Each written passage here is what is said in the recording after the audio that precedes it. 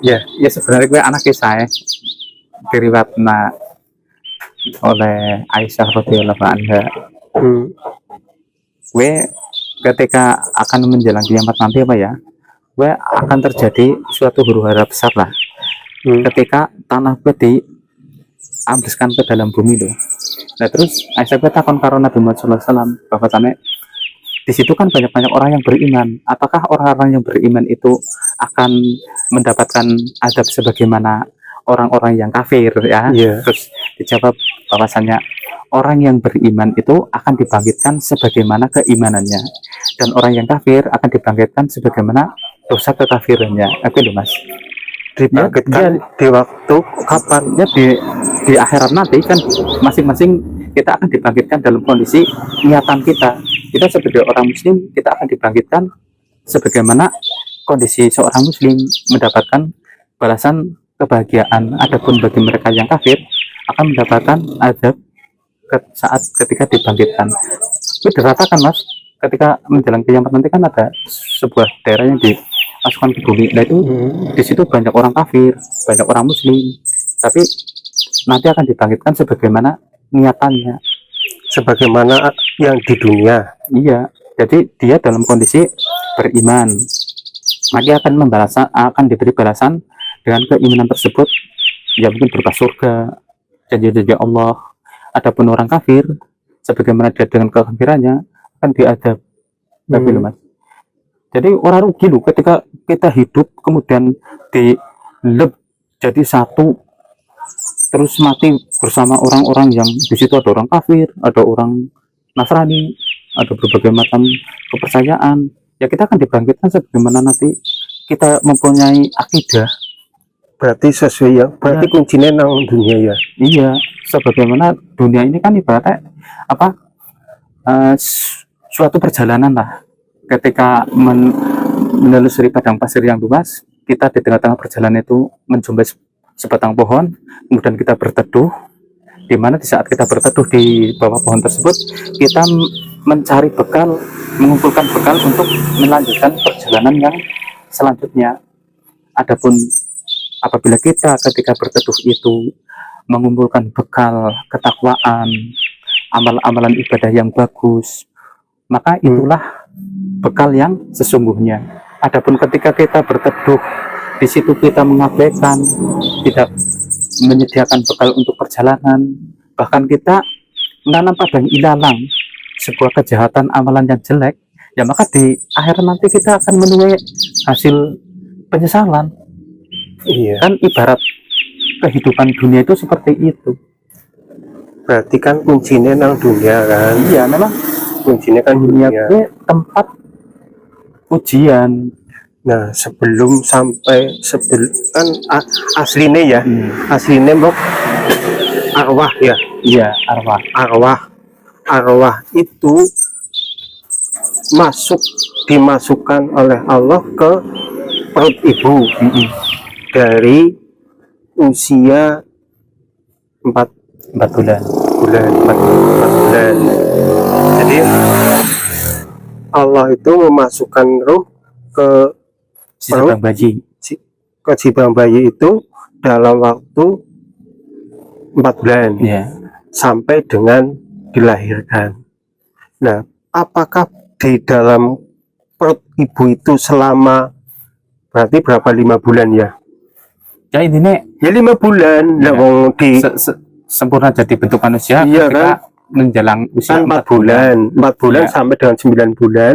Ya sekitar 5 bulan lebih sedikit 5 lah ya. 5 bulan lebih sedikit. Nah, apakah dalam 5 bulan itu ada perbuatan bekal untuk di dunia? Ya, dituliskan 4 perkara. Ketika roh ditiupkan ke dalam diri si jabang bayi, ketika umur 4 bulan, maka Allah Subhanahu wa Ta'ala memutuskan tamu mulia dalam misi membawa kehidupan. Dia meniupkan roh ke dalam jasad si jabang bayi yang kondisinya itu lemah ketika itu, dan Allah pun menyuruh kepada malaikat tersebut untuk menuliskan tentang 4 perkara.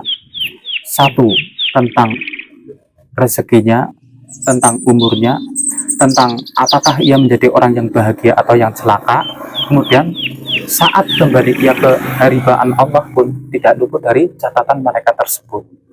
Gitu Mas. Nah, nek misalnya nang kono wis dicatat nang Gusti Allah, ngisuk kowe dadi kayak iki, kenapa nang lahir di dunia kita harus berusaha? Lah wis dicatat. Ya, wis dicatat, tapi kan kita tidak boleh apa ya? Kowe ngisuk kudu kayak iki. Aku tuh ada bentuk usaha supaya kan supaya ada bentuk usaha, sebab itu kan merupakan suatu rahasia. Berarti kita harus berusaha supaya aku misal ditulis dengan catatan ahli neraka, ya kita harus berusaha agar terhindar dari neraka. Itu kita harus seperti apa? Menjalankan Semua perintah Allah dan menjauhi segala larangan yang dilarang oleh Allah. Maka agar manusia berarti kan manusia itu bisa merubah pasrah dengan kondisi lah aku neraka, harus ngapa-ngapa aja tetap neraka. Ya nggak boleh pasrah kayak gitu, nanti dia nggak ada bentuk usaha lah Mas.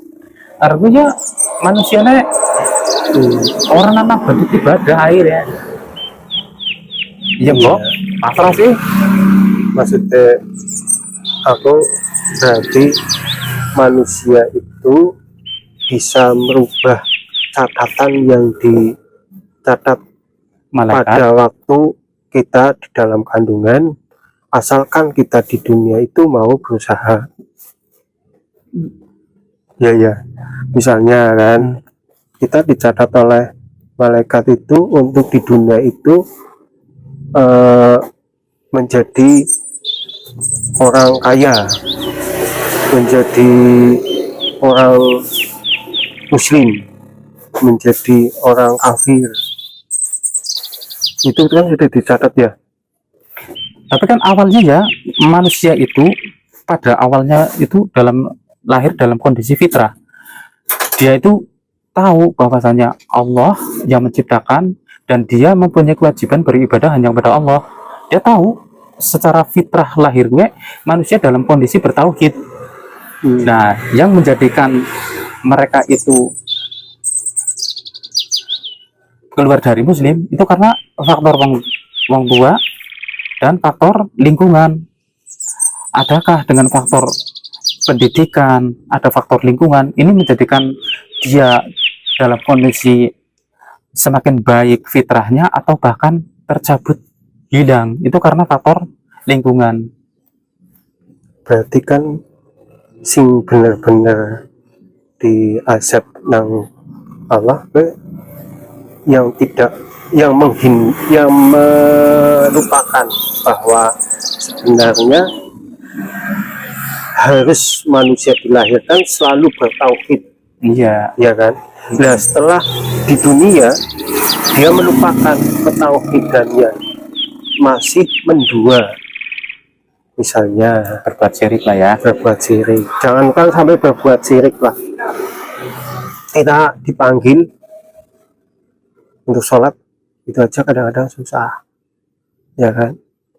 Itu kan sama dengan menduakan, ya kan?